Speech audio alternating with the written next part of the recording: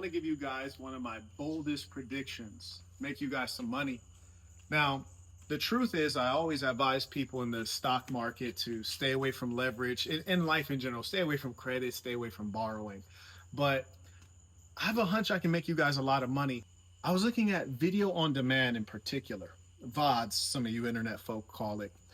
And the video on demand space is very much so dominated by YouTube, which is owned by Google. And mind you, I think this is a monopoly. They should be broken up. And I'm a determined enemy of Google because they're a censorship corporation. But that's neither here nor there.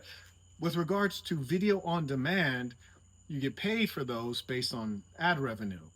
And looking at the landscape, there really is no landscape.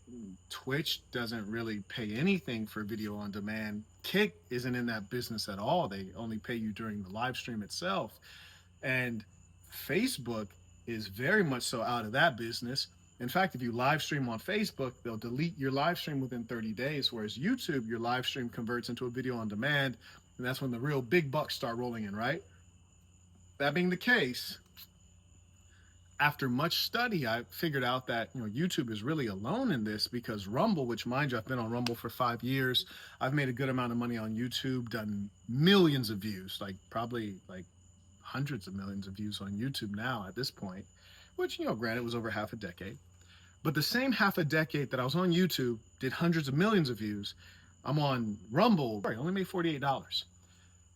Now, I finally started looking into this and looking into the data, and whereas YouTube pays you for every video that's monetized, Rumble pays you for some of the views.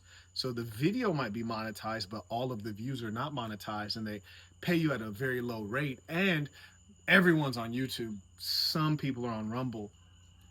We don't know exactly, as of today, when their next earnings report will be. I believe it'll be approximately November 11, 2025, this year, just within the next 2 months.